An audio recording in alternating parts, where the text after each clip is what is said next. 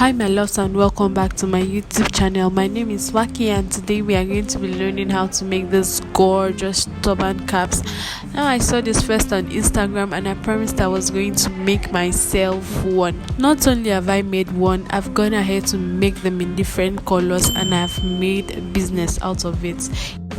The style of this tutorial is this stretchy glitter fabric. I have it in sea green color and you can make use of any color of your choice. I'm starting by identifying the stretchy part of my material, and we are going to be folding on this side. After folding, I've noticed that the length of my fabric is uneven, so I'll use my long ruler to draw a straight line as the base of my measurements. When folding your fabric, make sure it's going to accommodate your head circumference divided by 2 with extra inches for seam allowance.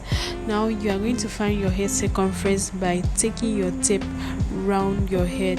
I'm going to insert a short video or a photo to show you how to go about that. After getting that measurement, mine was about 23 inches. I've folded my tape into 2, meaning I'm dividing it by 2, and I've marked that measurement as you can see right now. I went ahead to mark the length of the cap as well, and I used 8 inches. Now you can do between 6 to 10 inches depending on the size of your head. It's totally fine. When I was done with that, I went in with my scissors to cut it out. We are going to be making use of this first piece as a template for cutting the second one, because we need 2 of these pieces. Remember, sew, cut, unfold. To get the befitting band for our headpiece, measure out the head circumference like we did for the main part, and the length should be about 3.5 to 5 inches. You choose how thick or how thin you want your band to be, but I made use of 4 inches. Proceed by cutting out using your fabric scissors. Last piece I'll be cutting out will be for our loop. Make it 3 inches by about 8 inches. You already know what to do next. Cut it out. To create the pleats for this turban cap, we are going to be making use of the 2 main fabrics we cut out earlier. So on the wrong side, you start from the top to measure out 1.5 inch. Same goes for the bottom part, and then for the spaces left between, we are going to be measuring out 1 inch. Please watch the screen carefully and you are going to understand what I'm talking about. We are going to repeat this on the middle and at the end of the fabric, so that ruling it will be very easy. When I'm done, I will use a ruler to join these lines. Sorry, I couldn't find a clip of where I joined that point, but just to join it is a random straight line. Just take a look at what this piece of fabric looks like after we fold out the line. So start by folding each line, and I'm going to be holding this down using my pin. When we get to the sewing machine, we'll be sewing using 1/4 inch seam allowance. I'm repeating this for all the lines I have on my fabric, and also for the second piece of fabric that I cut. For the band piece, go ahead and fold it into 2 with the right sides facing you. I'm pinning down all through the length of this band, just as you can see. And on the sewing machine, I'm just going to sew it down using a straight stitch. When I'm done stitching down, I'm going to fold it this way to have this V shape, then pin it down again and sew on that V line.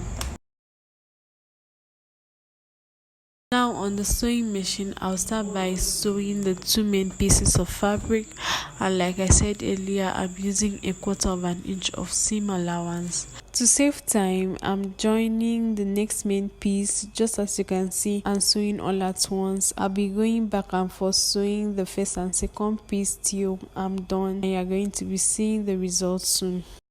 This is what I have after sewing the 2 main pieces of fabric, and oh my god, it looks so beautiful.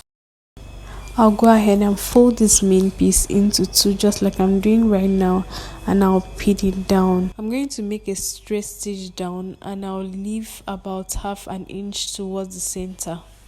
Go ahead and notch at the center of each of these pieces, both at the top and the bottom. As you will notice, I've backstitched at that point just close to the center, leaving the 1/2 inch allowance. We are going to do the same for the other side, because of course they are twins, and what is done for A has to be done for B.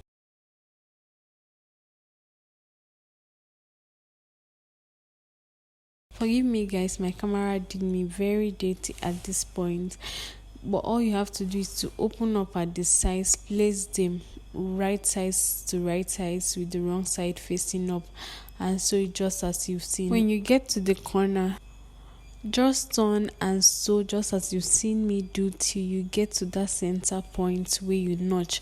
When you reach that point, you are going to back stitch to secure. We're going to fold the loop on the 3 inches part and sew down just as you've seen me do right now. I'm going to cut it out and turn it using my safety pin.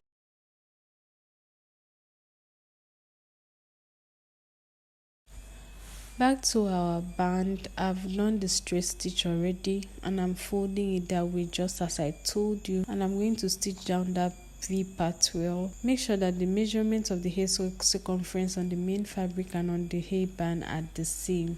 That way these two parts will match perfectly when you sew. Notch the center of the headband piece and match it with the middle point at the side of the main piece. When you are done with this, go ahead and stitch it down using your machine.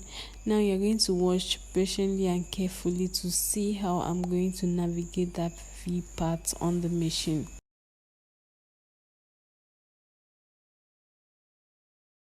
We are going to be using half of an inch seam allowance for the stitches.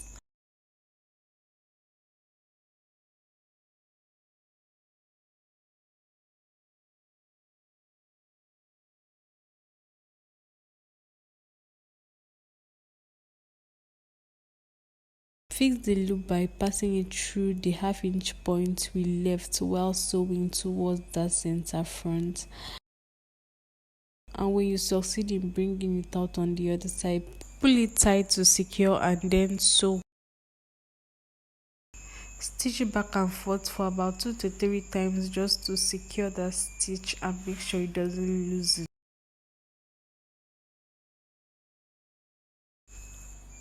When you are done, turn it over to hide that wrong side.